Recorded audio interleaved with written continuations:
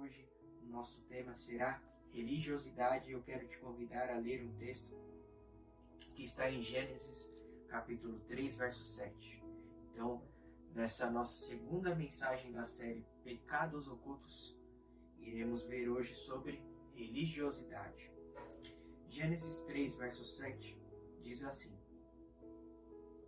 Os olhos dos dois se abriram e perceberam que estavam nus. Então juntaram folhas de figueira para cobrir-se. Ouvindo o homem e sua mulher os passos do Senhor Deus, que andava pelo jardim, quando soprava a brisa do dia, esconderam-se da presença do Senhor Deus, entre as árvores do jardim. Mas o Senhor Deus chamou o homem perguntando: Onde está você? Olha que interessante, é a primeira pergunta da Bíblia, né? E é a primeira pergunta do Antigo Testamento, e o Novo Testamento, a primeira pergunta também é: onde está você? Desde o princípio, Deus está procurando o homem. Onde você está? Né? E o homem respondeu: Ouvi teus passos no jardim e fiquei com medo, porque estava nu. Por isso me escondi. Ok? Esse é um texto muito conhecido, e se nós voltarmos um pouquinho na história, né, da queda do homem, se nós voltarmos um pouquinho, nós entendemos como Deus formou o homem. E o interessante, irmãos, é que Deus formou o homem não para ter um culto, mas para ter um relacionamento. Olha que coisa interessante que a gente já começa a entender através dessa mensagem. Qual que foi o propósito de Deus formar o homem? Não foi para ele ser adorado. Deus não formou Adão para que Adão o adorasse. Deus não formou Adão para que Adão fizesse um culto, uma música, uma pregação sobre Deus. Não. Deus formou o homem para ter relacionamento. Por isso, ao criar Adão, Deus o colocou no jardim com uma família e não em um templo com irmãos de fé. Deus colocou Adão, irmãos, em um lugar, em um ambiente onde o foco fosse relacionamento, intimidade. Porque esse foi o propósito do homem ser criado: ter intimidade, relacionamento com Deus. Ok? E o interessante é que quando nós estudamos sobre o Jardim do Éden, uma das traduções no original da palavra Éden é delícias. Ou seja, Deus então colocou o homem no Jardim das Delícias. Por isso que tinha tanta árvore boa ali naquele jardim, mas com certeza a principal delícia daquele jardim era a intimidade com Deus. Era o tempo que Adão tinha com Deus. Ok? Então, nós precisamos entender isso, irmãos, que de tudo que nós temos na nossa vida, o nosso relacionamento com Deus, a nossa intimidade com Deus deve ser prioridade, porque nós fomos criados para termos intimidade com Deus, relacionamento com Deus. E muitas vezes nós esquecemos disso. Muitas vezes nós temos relacionamento com Deus através do pastor, através de um culto, através de uma música, sabe? Nós terceirizamos o nosso relacionamento com Deus e nos tornamos pessoas distantes do coração dele, né? Quando foi a última vez que você parou para falar com Deus sem subterfúgios? Sabe? Sem estar em uma igreja, sem estar ouvindo uma música, sem estar ouvindo uma pregação. Quando foi a última vez que você parou no meio do dia, contemplou a natureza, contemplou o pôr do sol, contemplou os pássaros, a natureza, árvores, e começou a falar com Deus? Quando foi que você fechou seus olhos e se conectou diretamente a Deus? Sabe, muitas vezes nós estamos acostumados com questões religiosas, né? E vamos perdendo o relacionamento, a intimidade com Deus. Imagine Adão, irmãos. Deus colocou ele num jardim onde tudo era delicioso, o jardim das delícias. Tudo era bonito, tudo era gostoso, tudo era belo, tudo era perfeito. Os animais respeitavam Adão, ninguém atacava ele, né? Adão com a sua esposa ali, e no final da tarde o próprio Deus chegava. Deus chegava de diante de Adão para conversar, se relacionar com Adão, ter intimidade com Adão.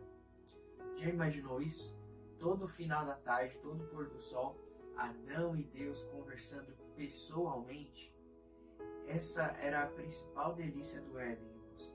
Então, uma vez ao dia, Adão tinha esse privilégio de se relacionar com Deus, de conversar com Deus face a face, né? Que privilégio de Adão.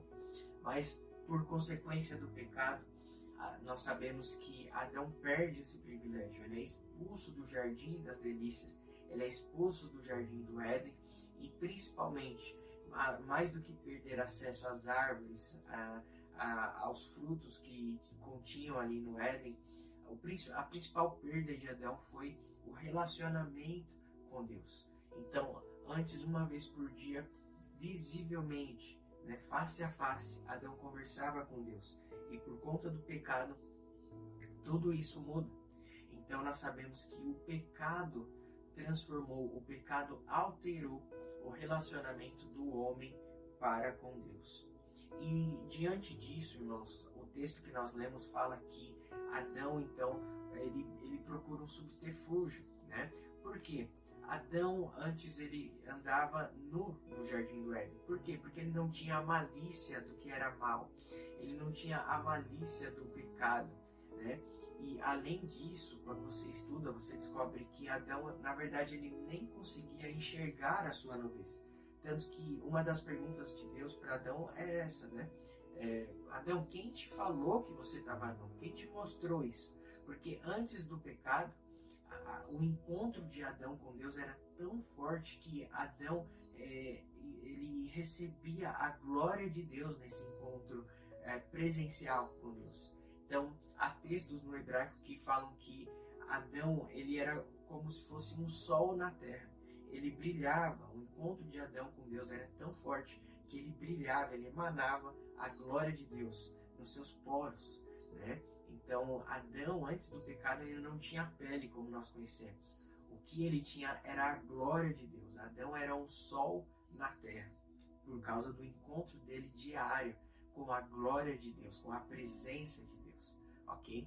Então, quando Adão peca, ele perde tudo isso. Ele perde a glória de Deus, ele perde o brilho de Deus.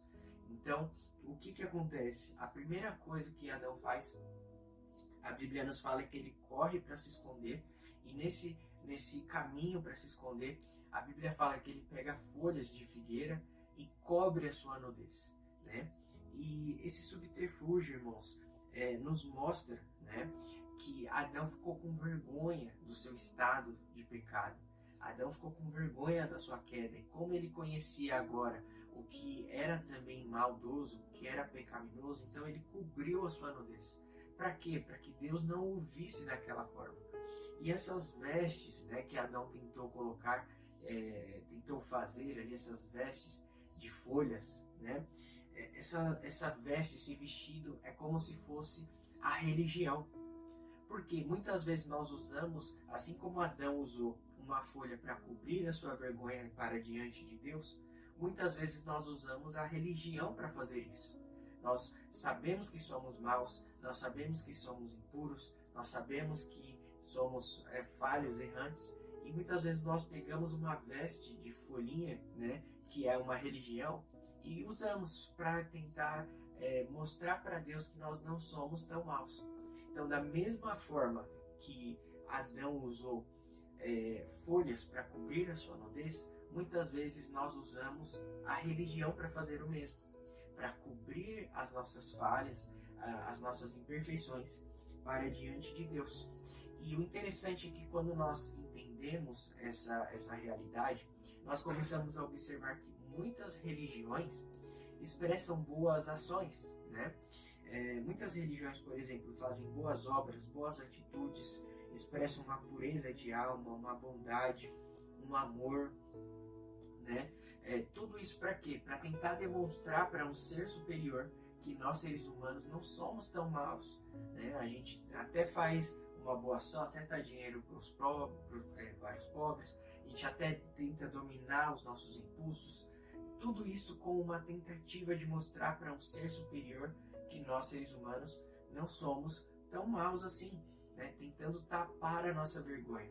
Mas, irmãos, nós precisamos entender que nenhuma religião é capaz de cobrir o nosso pecado. Na verdade, nós precisamos entender que esses atos religiosos não são capazes, né, de nos lavar aos olhos de Deus. Porque não é sobre o que nós fazemos, mas sobre nós aceitarmos o que Cristo já fez por nós. Religião nenhuma tem poder de cobrir os nossos pecados. Somente o sangue de Cristo, somente o sacrifício de Cristo.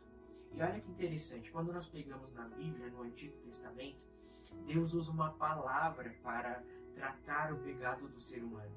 Né? Deus trata o pecado do ser humano através da palavra misericórdia. Tanto que tem um texto muito famoso, Lamentações capítulo 3, fala que as misericórdias do Senhor se renovam a cada manhã. Isso está no Antigo Testamento, antes de Cristo, ok? Então, olha que interessante, irmãos, essa palavra misericórdia, né, que é a palavra bíblica para tratar o pecado do ser humano antes de Cristo, é uma junção de duas palavras em latim. Essas duas palavras são miserium e cardios. Miserium, cardios, misericórdia. A palavra miserium no latim significa miséria.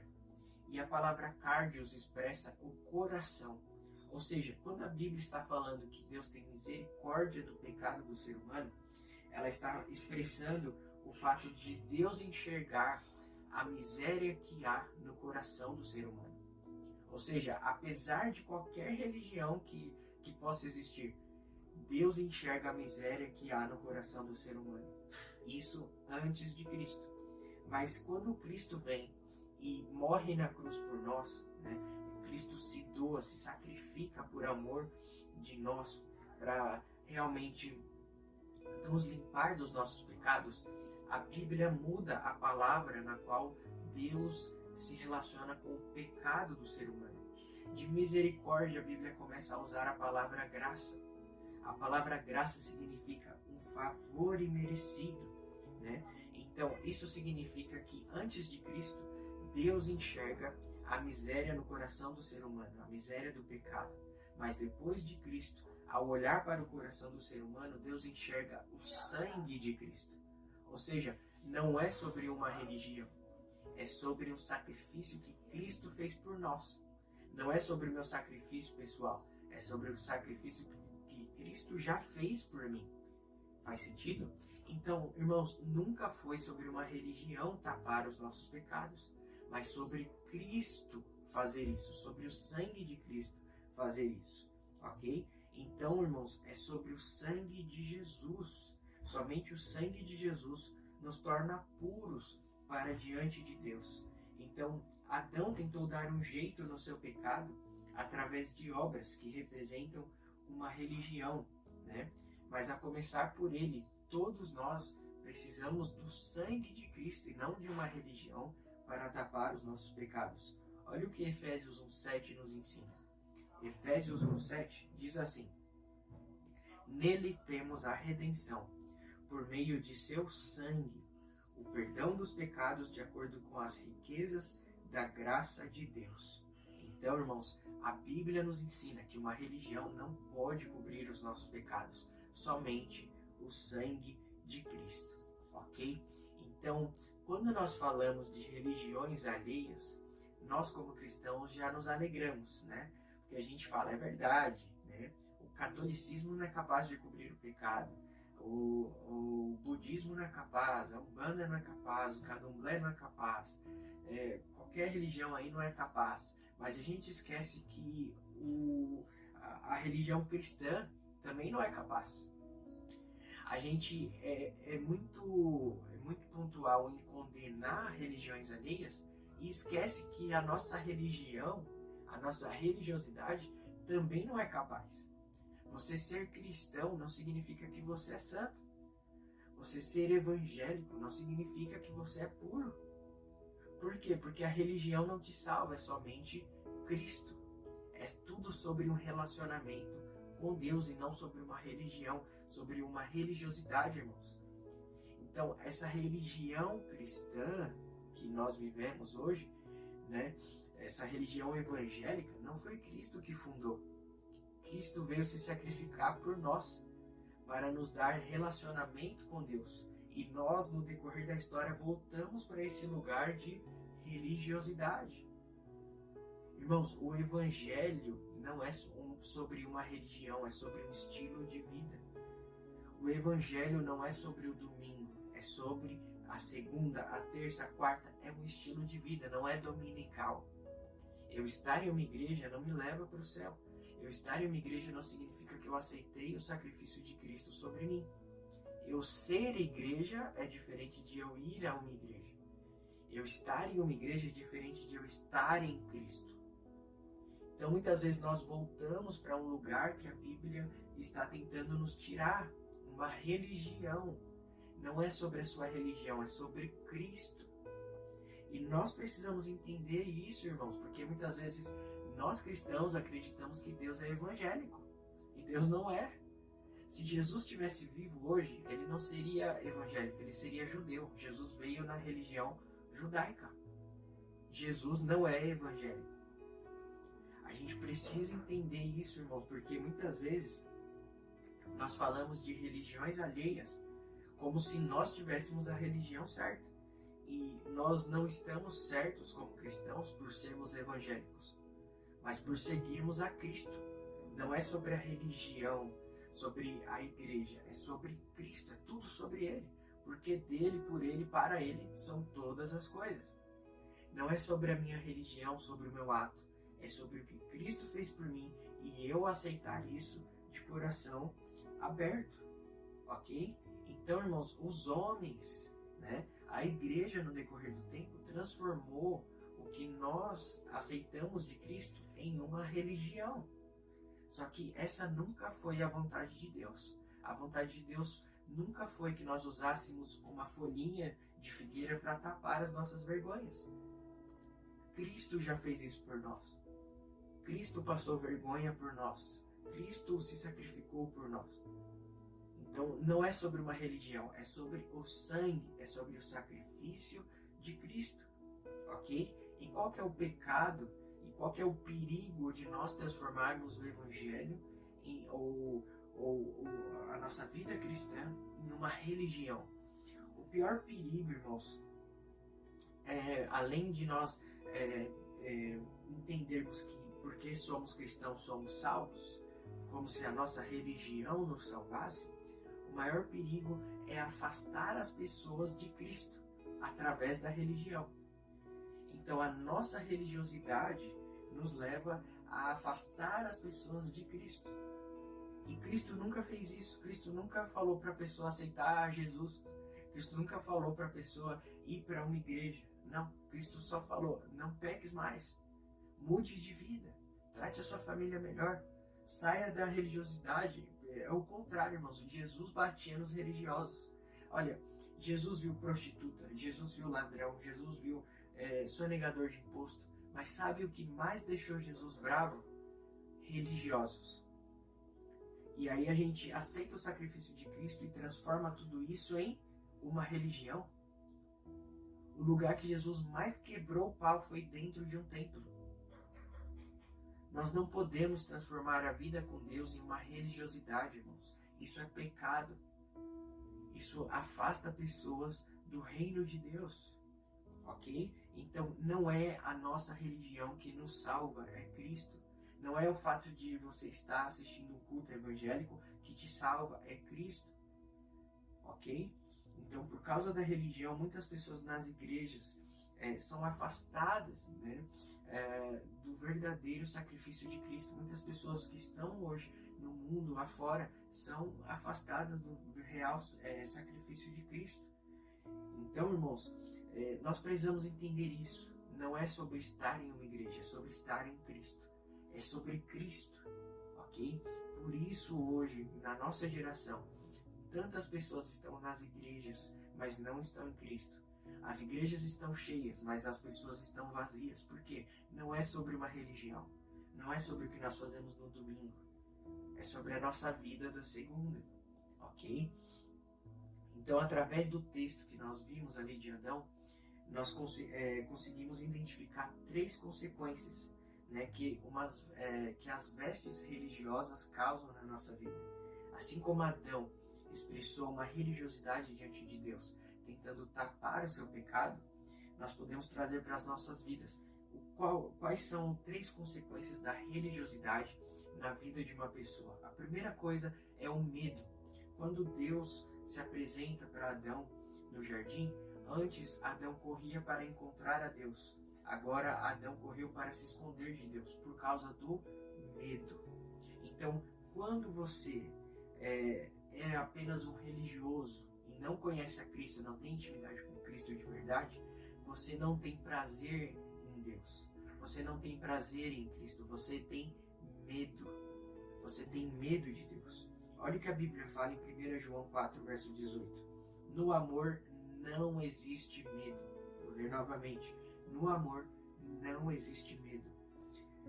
Antes, o perfeito amor lança fora o medo. Ora, o medo produz tormento. Logo, aquele que teme não é aperfeiçoado no amor. Então, se Deus é amor e você tem medo dele, você não o conhece de verdade. Você conhece a religião que apresenta esse Deus. Sabe? Por isso, irmãos, é importante nós termos um relacionamento diário com Deus. Não somente dominical, ou no nosso caso aqui da Família Church, todo sábado. Sabe por quê? Se você assistir todos os cultos que nós fazemos aqui, vai ser uma bênção para a sua vida. Mas sem um relacionamento diário com Deus, tem um problema. Você vai conhecer Deus através do pastor Kennedy. Você vai conhecer Deus através da Milena. E isso tem um grande problema. Por quê? Porque Deus quer ter intimidade diretamente com você. O meu papel aqui é ser um técnico. Sabe, um time de futebol tem um técnico. O técnico não joga, ele somente vai dando as instruções. Eu não vou jogar a sua vida. Eu não vou estar na sua família, no seu emprego, nas suas lutas, nas suas adversidades. O meu papel, a minha missão é te dar estratégias para que você possa vencer essas adversidades. Mas eu estou aqui no sábado. No domingo, se você enfrentar um problema, claro, você pode contar comigo. Você pode me ligar, você pode me mandar mensagem. Mas muito melhor se você mandar mensagem para Deus. Se você ter uma intimidade com Deus, diretamente com Ele. O véu foi rasgado. E sabe, quando nós não temos uma intimidade diretamente com Deus, logo nós formamos uma religião, um subterfúgio. E através disso nos gera medo de Deus. Você se lembra o povo de Israel? Êxodo capítulo 19, capítulo 20 vai narrar Deus descendo no Monte Sinai para falar com o povo de Israel. Sabe o que eles falaram, Moisés? Fala você conosco, porque se nós falarmos com Deus, nós vamos morrer. Mas é essa ideia. Toda vez que você falar com Deus, você tem que morrer. Morrer para você mesmo, morrer para os seus desejos. Essa é a ideia do Evangelho. Não é você viver, é você morrer para que Cristo possa viver em você. Foi isso que nós falamos na nossa primeira mensagem dessa série. Matar o nosso próprio eu. Nós somos os nossos piores inimigos. Então, a primeira consequência na vida de um religioso é ter medo de Deus. E eu quero que você me fale a verdade agora. Você tem medo de Deus? Fala a verdade. Você tem medo de Deus? Vamos lá, vamos pegar aqui. Você tem medo do arrebatamento? Quando eu falo, Jesus está voltando, te causa uma alegria, eu vou encontrar com Ele. Ou te causa um medo, será que eu vou ficar? Sabe, você tem medo do juízo final? Ou você tem alegria? Se você tem medo de Deus, se você tem medo de encontrá-lo, você não conheceu a Ele, você conheceu uma religião, um subterfúgio. Você ainda não conhece quem é Jesus. Segunda consequência na vida de um religioso é se esconder de Deus. Adão correu não para encontrar a Deus, mas para se esconder dele, né? O medo levou Adão a se esconder de Deus. Logo, quando você tem medo de Deus, que é a primeira coisa que a religiosidade causa no ser humano, você é levado a se esconder dele. O que isso significa, Kennedy? Como que você lida com os seus pecados? Você confessa a Deus ou eles são descobertos para que você veja, ou para que outras pessoas vejam, e só então você decide tratar esses pecados? Você leva os seus pecados diante de Deus? Você consegue falar para Deus de verdade quem você é? Quando você é religioso, você é expert em ver o pecado dos outros, mas você não consegue confessar os seus pecados diante de Deus. Você esconde os seus pecados diante de Deus. Sabe, talvez você tenha a convicção de que no seu coração há orgulho, pornografia, inveja, fofoca, ciúmes, ingratidão. Talvez você saiba de tudo isso, Mas quando foi que você levou tudo isso diante de Deus? Para confessar, para entrar em um processo. Falar, Deus, eu vou jejuar 3 meses para que isso suma do meu coração. Quando foi a última vez que você confessou um pecado diante de Deus? Quando você é religioso, quando você lida com a religião, você se esconde de Deus. Porque a religião faz isso. A religião te leva a se relacionar com Deus, não pelo coração, mas pelos atos, pela mão, pelo serviço. E Deus não está preocupado com o que você faz. Deus está preocupado com a intenção por trás do que você faz. Deus sempre quis o nosso coração. Qual que é a única coisa que um Deus que tem tudo precisa do ser humano? O coração. A Bíblia fala, Deus pedindo para o povo de Israel, filho meu, dá-me o teu coração. É a única coisa que Deus não tem do ser humano. O coração, a vontade.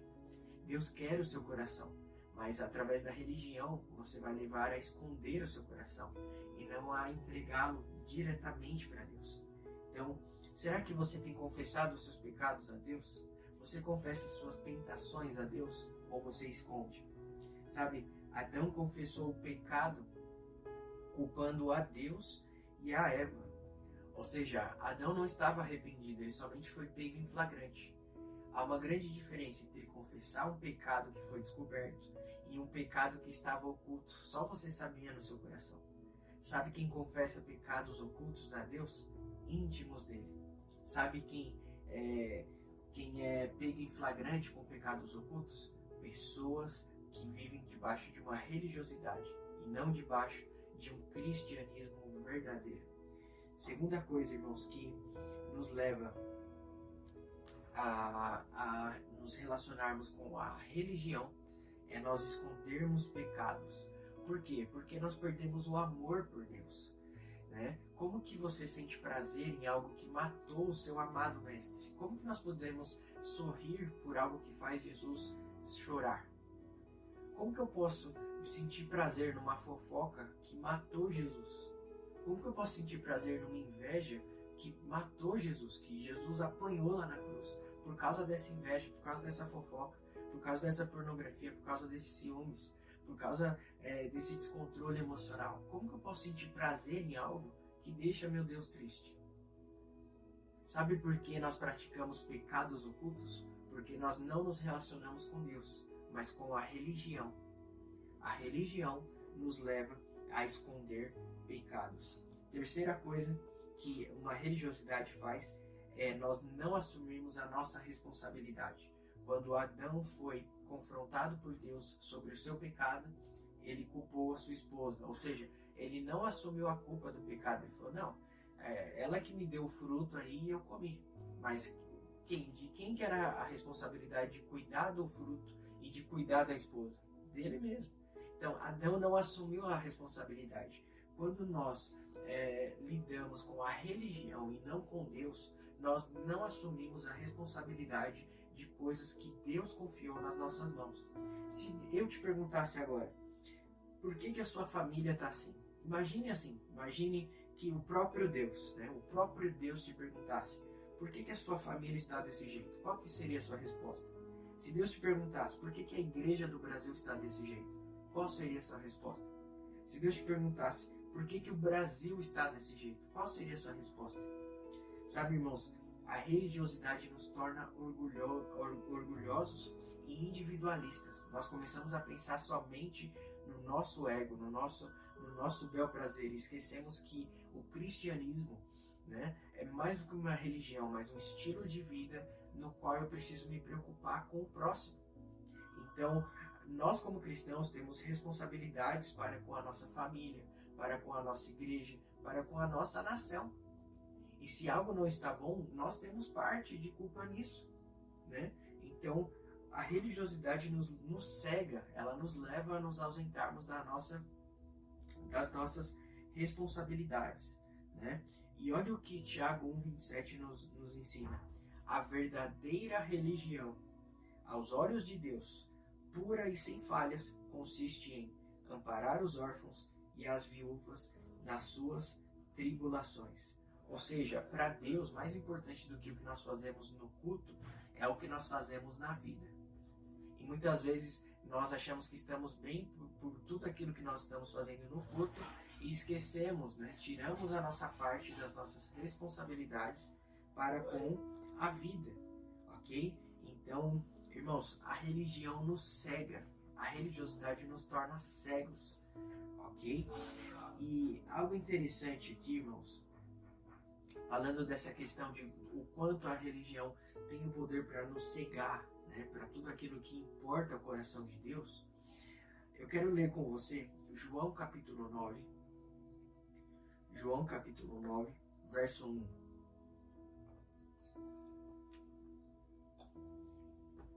João 9, verso 1, vai nos falar sobre o cego de Siloé.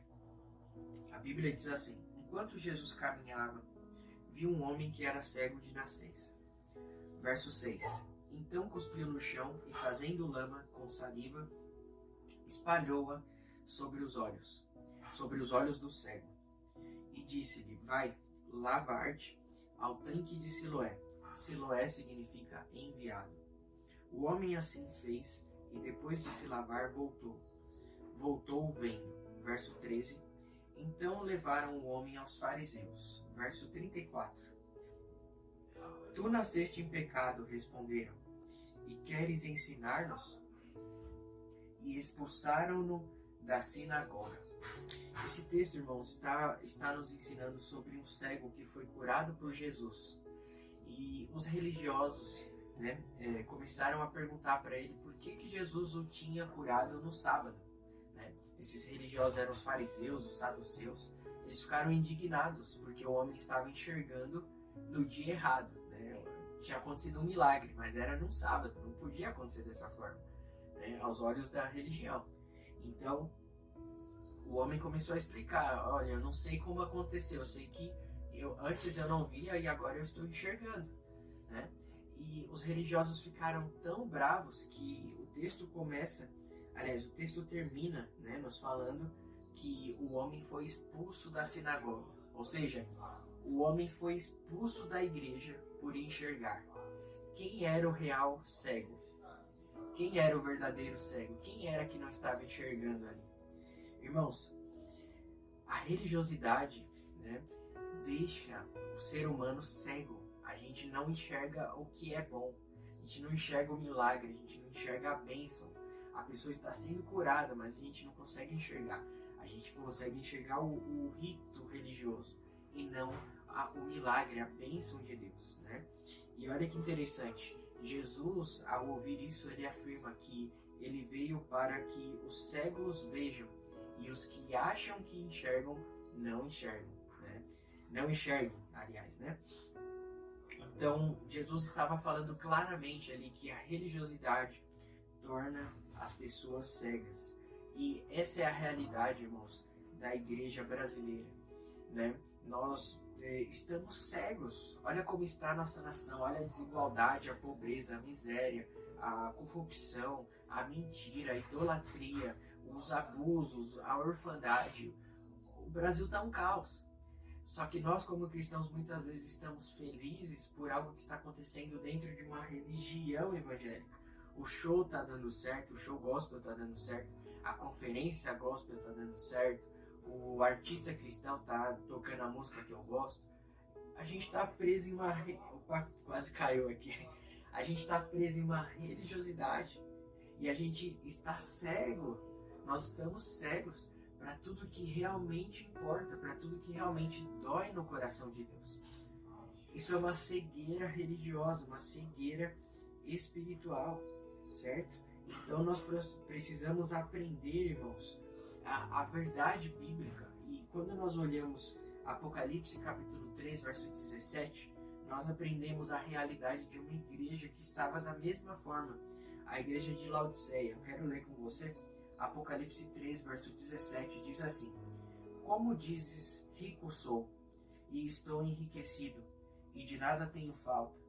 Não sabes que és um desgraçado, miserável, pobre, cego e nu? Jesus aqui está advertindo a igreja de Laodiceia. Ela estava falando que estava tudo bom, né? Que não tinha falta de nada, mas aos olhos de Deus eles estavam cegos, pobres, nus.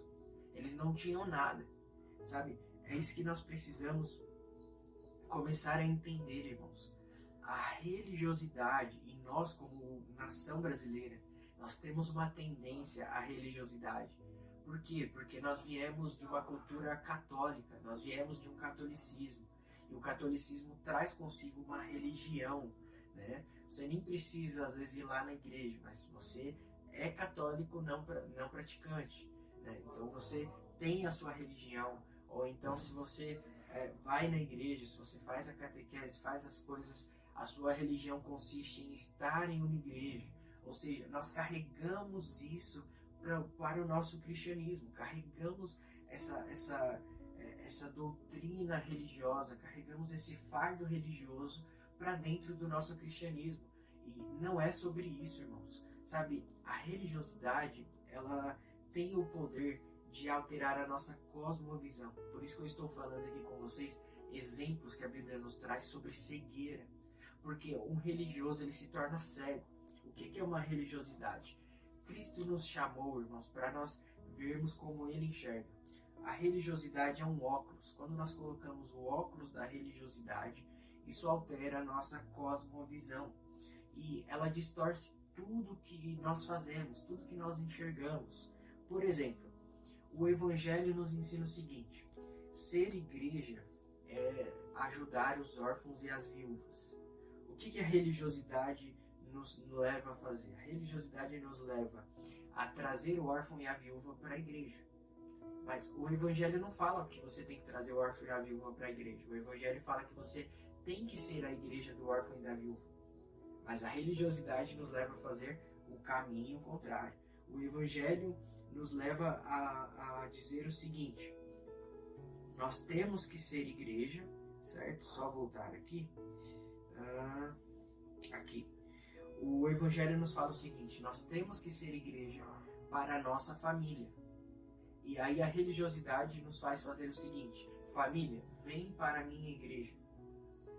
Entende? É a religião. A gente só olha a religião, só olha a igreja, só olha o culto, só olha o rito, a doutrina, a vestimenta. Olha, vem aqui fazer parte de uma religião. Quando na verdade o Evangelho é nós sermos igreja para a nossa família. Talvez você tenha uma pessoa dentro do seu lar que nunca pisou em uma igreja. Você pode alcançar essa pessoa, como, querido? Levando ela para a igreja? Não. Sendo igreja para ela. Sendo o Cristo para ela. Sendo Cristo para ela. Pequeno Cristo para ela. Isso é ser cristão. Pequenos Cristos. Ok? Mas a religião nos leva a fazer o contrário. O Evangelho nos fala: seja a igreja para a sua nação. A religiosidade nos fala: faça a nação ir para a igreja. O caminho contrário. Ao invés de nós sermos igreja relevante na sociedade, nós queremos colocar todo mundo dentro da igreja. Irmãos, não sei se você conseguiu compreender. A religião, ela distorce a nossa cosmovisão. E se fosse o suficiente milhões de pessoas dentro de uma igreja para mudar uma nação, se uma religião fosse resolver, já teria resolvido no Brasil, porque nós passamos de 50 milhões de evangélicos na nação. Mas não é sobre uma religião, é sobre um estilo de vida. Não é sobre o que eu faço no domingo, é sobre o que eu recebo no domingo para manifestar na segunda. Não é levar a minha família para a igreja, irmãos. A igreja está cheia de famílias que estão desestruturadas. A igreja está cheia de pais que não falam eu te amo para os filhos. A igreja está cheia de mães que respeitam o pastor, mas não respeitam o marido em casa. A igreja está cheia de mulheres que respeitam as crianças do infantil e não respeitam os filhos em casa, não dá tempo, larga os filhos no celular, na televisão. Não é sobre uma religião, é sobre uma prática de vida. Olha o perigo da religiosidade, irmãos. Entende? Então, o cristianismo, ele não se encaixa em uma religião, porque ele é um estilo de vida. Por isso, o ato religioso se torna pecado. Se você ler o Antigo Testamento, você vai ver por diversas vezes Deus falando para Israel: por que vocês estão sacrificando boi? Não é isso que eu quero, né? Quando você pega Davi, enquanto todo mundo estava sacrificando boi nos cultos a Deus, Davi escreve um salmo: Deus, seja o levantar das minhas mãos como um sacrifício da tarde a ti. Deus olhou para Davi e falou: esse cara entendeu o que eu quero. Eu não quero um rito religioso. Eu quero um coração disposto. Eu quero mãos limpas. Eu quero adoração do coração. Por isso que Davi foi o homem segundo o coração de Deus, um adorador. O que o Pai procura? Religiosos, não, verdadeiros adoradores. Ok, irmãos? Então, a religiosidade se torna um pecado porque ela nos rouba o que é mais importante. 1 Coríntios 13, verso 1 diz assim: ainda que eu fale a língua dos homens e dos anjos, se eu não tiver amor, serei como o sino que ressoa ou como o prato que refine. Ainda que eu tenha o dom da profecia e saiba todos os mistérios e todo o conhecimento, e tenha uma fé capaz de mover montanhas, mas se não tiver amor, nada serei. Ainda que eu dê aos pobres o que eu possuo e entregue o meu corpo para ser queimado, se não tiver amor, nada disso me valerá. Irmãos, não importa o que você faça, sem o amor por Deus, sem o amor por vida, sem o verdadeiro amor, tudo isso se torna apenas um ato religioso. Deus é amor. Sem Deus, sem o amor por Deus, sem o amor por vidas, sem o amor pela missão, né, nós não conseguimos alcançar o coração de Deus, irmãos. Quando nós somos religiosos, nós colocamos ritos, atos, roupas, doutrinas, vestimentas acima do amor por Deus e por almas. Eu me lembro uma vez, eu era muito mais jovem, acredito que eu tinha uns 14, 15 anos, e eu tocava bateria em uma certa igreja, e todo domingo, para tocar no louvor, você precisava estar todo de preto. Então, eu lembro que quando eu entrei para o grupo de louvor, eu comprei minha roupa preta e todo domingo, então, eu tinha ali o meu uniforme para usar na escala. E certo sábado, de repente, o pastor daquela denominação chegou no ensaio às 2 horas da tarde e falou o seguinte: olha, para tocar amanhã no culto de domingo, que é às 10 horas da manhã, a regra para vestimenta mudou. Agora os homens não vão usar mais roupa preta, simplesmente. Eu não aceito mais que subam de calça jeans preta para tocar. Agora vocês precisam ter uma calça jeans, aliás, uma calça de sarja ou uma calça social para subir e tocar. Isso começa amanhã, no culto de amanhã. Então, tá avisado, quem não tiver a vestimenta não vai conseguir tocar no culto. Ok. O pastor deu o recado e muitas pessoas ali naquela ocasião não tinham dinheiro para comprar uma calça, né, para o outro dia, às 10 horas da manhã. Então, quase ninguém no louvor iria tocar, né? E aí foi conversado com a liderança, com tudo, e enfim, o que aconteceu, irmãos? Muitas pessoas não tinham o dinheiro para tocar no outro dia, né? Para comprar a roupa para tocar no outro dia. Então foram com a roupa que realmente tinham, acreditando que poderia ser conversado algo, enfim.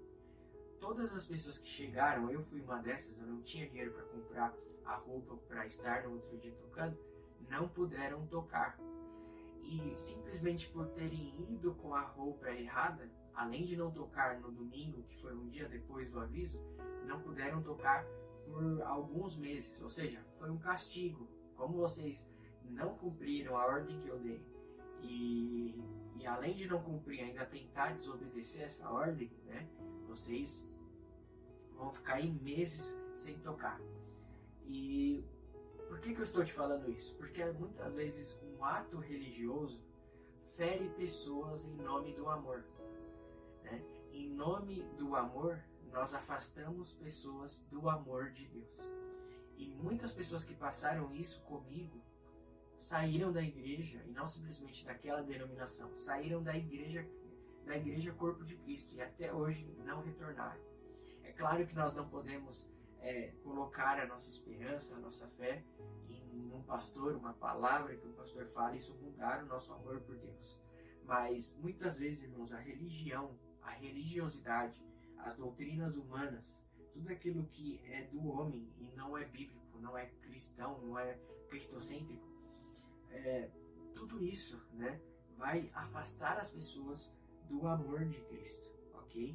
Então, eu passei por muitas situações, poderia aqui falar para vocês inúmeras e inúmeras situações de o quanto a religiosidade, né, é um pecado, porque você é religioso não vai parar em você, você ainda vai ferir muitas vidas, né? Então, infelizmente, em nome do amor, a religiosidade afasta pessoas do amor de Cristo. Todo religioso não vai parar nele, não vai parar nele a religiosidade. Ele vai ferir muitas vidas. Por quê? Porque para ele o rito é mais importante do que o amor de Cristo. O ato, a veste, a doutrina, a religiosidade dele vai ser mais importante do que o coração daquela pessoa. E a Bíblia nos ensina que uma alma vale mais que o mundo inteiro. O religioso não consegue enxergar isso, né? Então, o perigo da religiosidade, irmãos, é que muitas pessoas estão distantes do amor de Deus porque foram feridas em nome do amor. Entende? Esse é o perigo da religiosidade. E talvez você seja um religioso, talvez o Senhor está abrindo seus olhos aqui através dessa palavra, né? Será que você carrega religiosidade no seu coração? Deixa eu te fazer algumas perguntas para que você veja se você carrega ou não. Na sua opinião, qual que é a diferença entre pintar o cabelo da cor preta e pintar o cabelo da cor azul? Qual que é a diferença? Qual que é a diferença entre pintar o cabelo de loiro e pintar o cabelo de roxo? Para você, qual que é a diferença entre tatuar o braço e micropigmentar a sobrancelha? Algo que também nunca mais vai sair. Qual que é a diferença entre uma tatuagem no braço e uma tatuagem na sobrancelha? Para você, qual que é a diferença entre uma barba raspada, um rosto com uma barba raspada, ou um rosto com uma barba grande? Qual que é a diferença? Eu vou te responder. A diferença é a religiosidade. E essa é a diferença. Irmão, certa vez eu fui pregar numa igreja e eu não sabia que aquela denominação, eu não fui avisado, né, pela pessoa que me convidou, aquela denominação não podia subir no púlpito com barba no rosto. Para subir no púlpito você tinha que ter o rosto raspado. E tudo bem, se eu soubesse dessa questão, eu nem iria ali pregar, porque eu tenho barba, né? Então eu fui ali pregar sem saber. O pastor me recebeu muito mal. Eu levei livros para vender no final do culto e ele não anunciou meus livros, não consegui expor meus livros para vender. O pastor não olhou no meu olho, não me deu a mão para me cumprimentar, não me deu oi, não me deu tchau. Foi uma sensação horrível. Por quê? Religiosidade. É a doutrina dele, ok, mas educação, antes de eu ser um homem de Deus, eu preciso ser homem, né? Antes de eu ser um homem de Deus, eu preciso ser um homem de caráter, entende? Então, nem a educação teve. A religião fala mais alto do que o amor ao próximo. E nós precisamos tomar cuidado com isso, irmãos. Por quê? Porque a religiosidade nos nossos dias é o maior inimigo da igreja brasileira. A religiosidade talvez não nos tire do céu, mas está tirando os céus da terra. Está nos impedindo de atrair os céus para a nação brasileira. Porque nós estamos muito preocupados com coisas que não importam ao coração de Deus, irmãos. A igreja dos últimos dias ela deve ser fervorosa para combater os enganos de tudo que Satanás está levantando na nossa geração. Mas a religiosidade nos enfraquece, nos afasta do que realmente importa para Deus. Imagine João Batista vivo nos nossos dias, né? Em qual igreja que João Batista iria pregar? Um cara louco que grita no meio do deserto, usa veste de camelo, come coisa toda louca, né? Tem umas comidas estranhas. A religiosidade iria aceitar João Batista na igreja?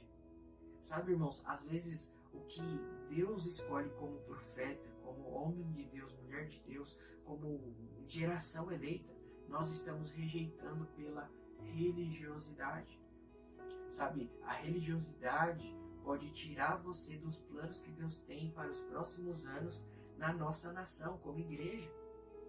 Porque você não vai conseguir entrar no que Deus está fazendo com um coração religioso. A religiosidade é um pecado oculto no coração da igreja evangélica. Ok? Então, irmãos, a religiosidade só te enfraquece como cristão. A religiosidade só te enfraquece como pequeno Cristo, como missionário, na missão que Deus tem para sua vida. Então você precisa cortar esse mal pela raiz no seu coração, ok? Então, para que você realmente permita o Espírito Santo sondar o seu coração, eu quero citar aqui alguns sintomas da religiosidade. O que a religiosidade vai fazendo com o cristão no decorrer do tempo, ok?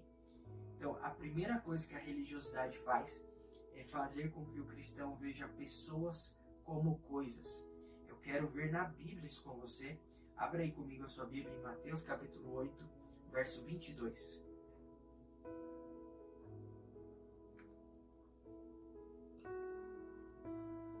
Mateus 8, verso 22.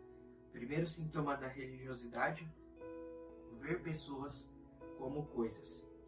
Mateus 8, 22 diz assim: eles foram para Betsaida, e algumas pessoas trouxeram um cego a Jesus, suplicando-lhe que tocasse nele.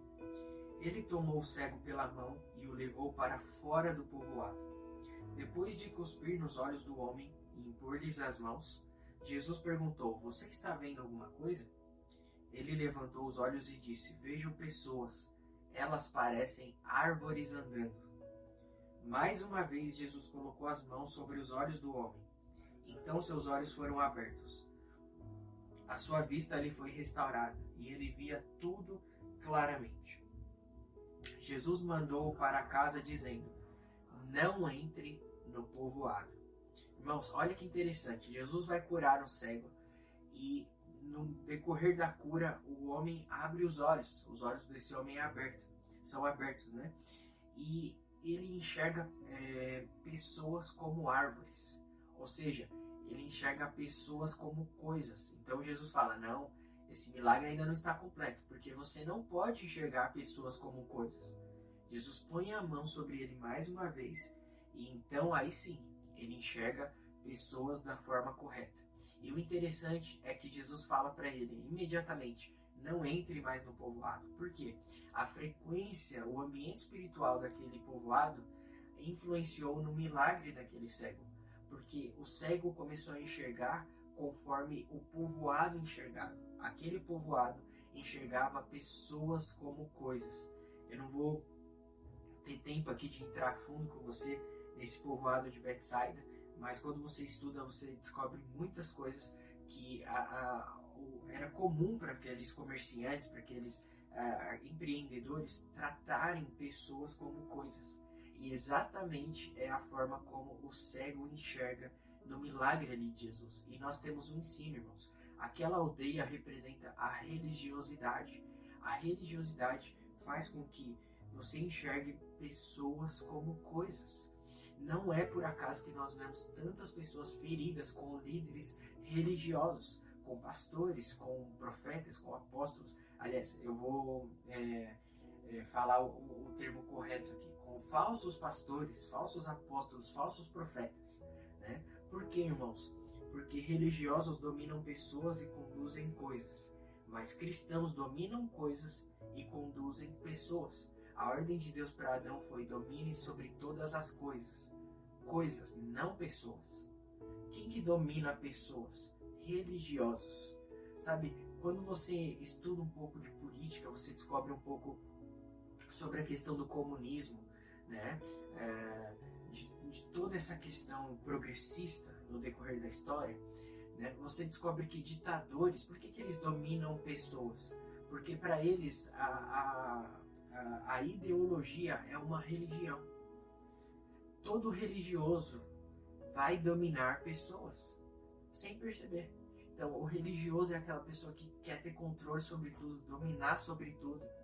E será que não é isso que nós fazemos com as pessoas que não são da nossa religião evangélica? A gente quer dominar ela, quer forçar, fazer o papel do Espírito Santo. Olha, você tem que entender que o que Deus fez por você, mas a Bíblia fala que nós somos mensageiros. O papel de convencer é do Espírito Santo, não é meu.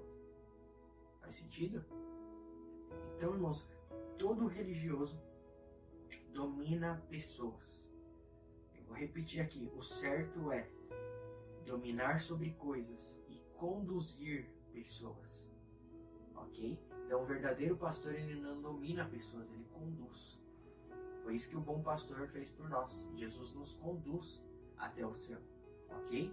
Então, um dos sintomas aqui da religiosidade é ver pessoas como coisas, ver o seu filho como se fosse uma coisa, não como se fosse uma pessoa, ver o esposo, ver o pastor, o seu irmão de fé. Você não sente o amor de Cristo, você trata pessoas como coisas. Primeiro sintoma da religiosidade. Segundo sintoma é julgar causas alheias, né? Então, todo religioso, ele julga causas alheias. Ele olha para uma situação acontecendo e ele fala, eu não faria dessa forma. Por que a pessoa está passando por aquilo? É uma justiça própria. Sabe com quem aconteceu isso? Com Jó. Os amigos de Jó eram religiosos. Ele faz Bildade e Zofar, né? Os 3 amigos de Jó, ele estava passando por uma luta que era totalmente espiritual e os amigos dele estavam julgando ele de acordo com a sua justiça própria, né? Com indiferença. Então, religiosidade, ela te cega para o amor, para sentir o que a outra pessoa está sentindo, para chorar com os que choram, para se alegrar com os que estão se alegrando. Não, você só olha para si mesmo e olha todas as situações com indiferença. Você não consegue sentir a dificuldade do próximo, você não consegue sentir, né, a tristeza do próximo. Você fica indiferente a tudo aquilo que não é sobre você, né? Então, irmãos, geralmente o religioso sempre vem acompanhado, né, no coração dele outros pecados ocultos, porque geralmente o religioso ele é fofoqueiro, geralmente o religioso ele é acusador, geralmente o religioso ele fica comparando as pessoas com ele, se colocando acima, né, das outras pessoas. E nós precisamos entender, irmãos, que o mesmo inferno que vai receber o fofoqueiro é o inferno que vai receber o criminoso que abusou, que matou, porque pecados ocultos também levam para o mesmo inferno que pecados expostos. Então a religiosidade nos cega a tal ponto que a gente não percebe o tanto que a gente está cometendo tantos pecados que estão nos empurrando para o inferno. Essa é a verdade, né? Então todo religioso, ele não ama, ele não consegue se colocar no lugar do próximo. Ele fica julgando causas alheias, tá? Outro sintoma de um religioso é sempre costurar o véu. Ou seja, o véu foi rasgado, a gente tem acesso diretamente a Deus. O religioso não. O religioso, ele costura o véu e ele começa a ter subterfúgios para se relacionar com Deus. Então, em vez de ir direto em Deus, ele vai no pastor. Pastor, eu posso comprar um carro? Pastor, eu posso me casar? Pastor, eu preciso resolver um problema no meu casamento. Como que eu faço? É diferente um conselho, irmãos. E é diferente dependência, tá? Nós precisamos um dos outros, mas precisamos depender apenas de Deus. O religioso, ele depende de um subterfúgio. Ele depende de um pastor, ele depende de um líder, ele depende do marido, da esposa, ele depende da oração da irmãzinha do coque, ele depende de terceiros, ele não vai diretamente em Deus. Ora por mim, jejua por mim, né? Dá uma palavra para mim, né? Ele nunca vai diretamente em Deus. Nós precisamos entender que o véu foi rasgado. Então, um sintoma na vida de uma pessoa que está debaixo da religiosidade é depender de outras pessoas, costurar o véu, não vai direto em Deus, sempre precisa de terceiros. Outro sintoma na vida de um religioso é trabalhar na obra de Deus, sem o Deus da obra, tá? Então, Deus é amor, certo? Logo, tudo que nós fazemos em nome de Deus precisa ter amor. Então, quando nós trabalhamos para Deus sem amor, isso significa uma religiosidade e não um ato que está agradando o coração de Deus. Sabe, tem muitas pessoas na igreja que elas sabem dar o bolso, mas elas não sabem dar o coração. Tem muitas pessoas na igreja que sabem dar o tempo, mas não sabem dar o comprometimento. Tem muitas pessoas na igreja que sabem dar as obras, mas não sabem dar a essência. Sabe? Muitas vezes nós estamos até ofertando, nós estamos até trabalhando na casa de Deus, nós estamos até assistindo um culto, mas nós não estamos dando o nosso melhor. Nós estamos trabalhando para o Deus da obra, mas sem o amor por Ele. Sabe, nós estamos trabalhando na obra de Deus, sem o Deus da obra, sem o amor. Que sentido faz? Irmãos, isso é tão sério, tá? Que Mateus capítulo 24 e 25, Jesus nos falou que no grande dia, muitas pessoas irão chegar diante dele e vão falar: Senhor, eu profetizei, eu curei, né? Eu visitei presos, eu fiz tanta coisa. Jesus vai falar: quem é você? Eu não te conheço. Porque, irmãos, não é sobre o que nós fazemos, mas sobre a essência na qual nós fazemos. Entende? Deus não se agrada de religiosidade, ok? Então, esses são alguns sintomas na vida de um religioso. E eu quero terminar aqui te mostrando a importância que tem você vencer esse pecado. Se no decorrer dessa ministração o Espírito Santo falou para você, mostrou para você: olha, a religiosidade é um pecado oculto que está no seu coração, isso precisa sair daí, sabe? Você precisa vencer esse pecado. Por quê? Primeira coisa, irmãos, você precisa vencer esse pecado porque nos tempos difíceis a religião não é capaz de te deixar de pé. Irmãos, nós temos repetido isso aqui para vocês semana após semana. O que está para vir sobre o mundo não é fácil, não é simples. E se nós não estivermos em Cristo, nós iremos cair na crise.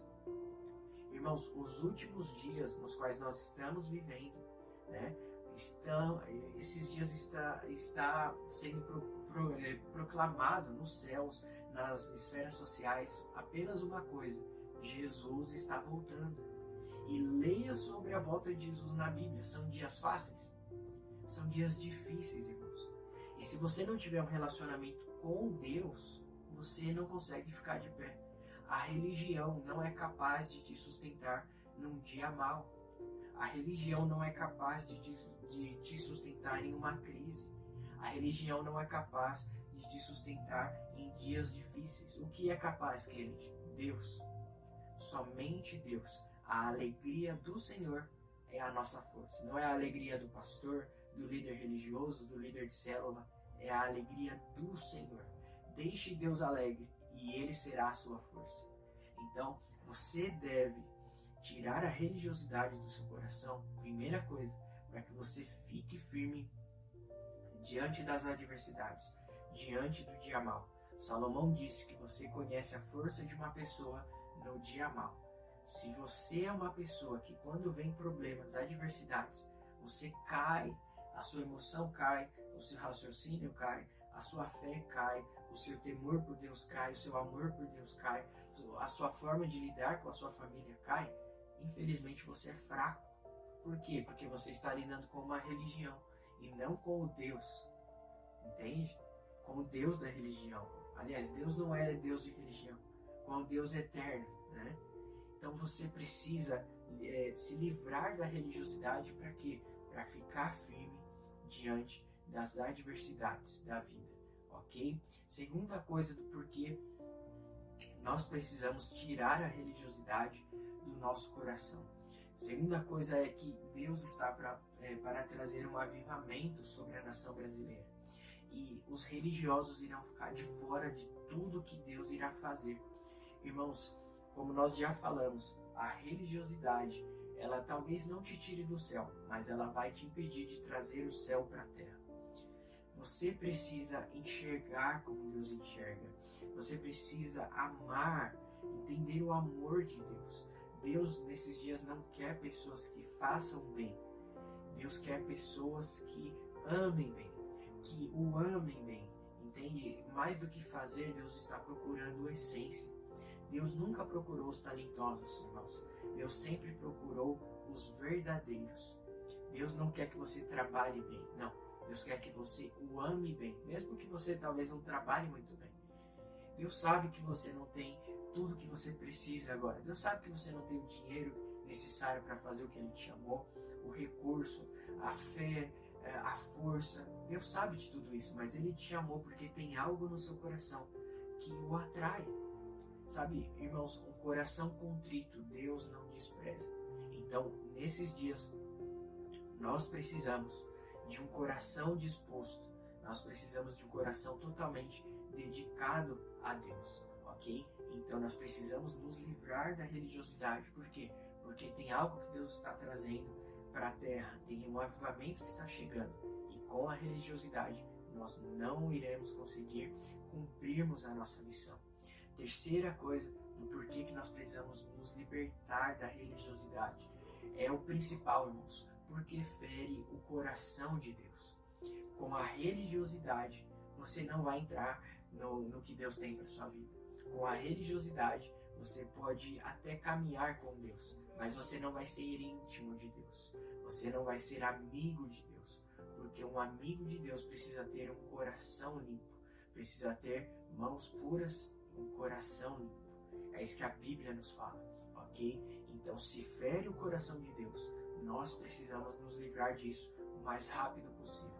Eu quero terminar essa ministração te lembrando de uma história muito conhecida da Bíblia, mas pouco compreendida. Jesus nos fala em Lucas capítulo 15 sobre 3 parábolas. Jesus fala da dracma perdida, né? Jesus nos fala sobre a ovelha perdida e Jesus nos fala sobre o filho pródigo. Olha que interessante, a parábola da ovelha perdida, Jesus fala que era uma ovelha que se perdeu fora de casa. A dracma perdida é uma parábola que Jesus fala de algo que se perdeu dentro de casa. E a história do filho pródigo é uma história que retrata esses dois ambientes. Um filho que se perdeu fora de casa e um filho que se perdeu dentro de casa. Então, a parábola do filho pródigo não fala somente sobre o filho que saiu, mas também sobre o filho que ficou. Faz sentido? E quando nós entendemos essa cosmovisão da parábola de Cristo, nós temos uma outra percepção. Porque a parábola do filho pródigo não fala de um filho perdido, fala de 2 filhos perdidos. A parábola do filho pródigo fala de um filho que se perdeu fora de casa e que quando volta, o seu pai está na porta, pronto para recebê-lo, pronto para abraçá-lo, para dar vestes limpas e dar uma festa para ele. Mas quando isso ocorre, a Bíblia nos fala que o filho que estava dentro de casa, ele sai de casa e ele fica triste. Ou seja, a parábola está nos falando de um filho que se perdeu fora de casa e de um filho que se perdeu dentro de casa. Por quê? Porque ele não conseguiu se alegrar com a volta do seu irmão. Irmãos, quando nós somos religiosos, nós estamos dentro da casa do Pai, porém perdidos. Existem muitas pessoas que estão perdidas dentro da igreja, assim como esse irmão mais velho da parábola do filho pródigo. Irmãos, quando nós somos religiosos, nós estamos perdidos dentro da casa do Pai, porque nós estamos dentro da casa dele, mas não conseguimos entrar dentro do seu amor, dentro da sua cosmovisão. Talvez a religiosidade te roubou as lágrimas nos olhos. Você se relaciona com Deus sem amor por almas, sem amor por Deus, sem amor por nações, sem amor pelo propósito que Deus te confiou. Você já parou para refletir no chamado que Deus te deu? Você já parou para refletir no tanto de pessoas que estão sofrendo porque você está dizendo não, dia após dia, para tudo isso que Deus te chamou para fazer? Pelo fato de uma religiosidade? Sabe, irmãos, quando nós somos religiosos, nós estamos dentro da casa do Pai, porém perdidos. Eu espero que essa mensagem possa realmente chacoalhar o seu coração, te despertar, porque Deus está querendo limpar a sua noiva. E há muitos filhos perdidos dentro da casa do Pai, por causa de um pecado oculto chamado religiosidade. Se o Senhor te mostrou que esse pecado está no seu coração, eu quero te convidar nesse momento a orar se arrependendo, pedindo perdão a Deus, porque o Espírito Santo, Ele não nos mostra o pecado para nos acusar, mas para nos limpar. Esse é o propósito dessa exposição bíblica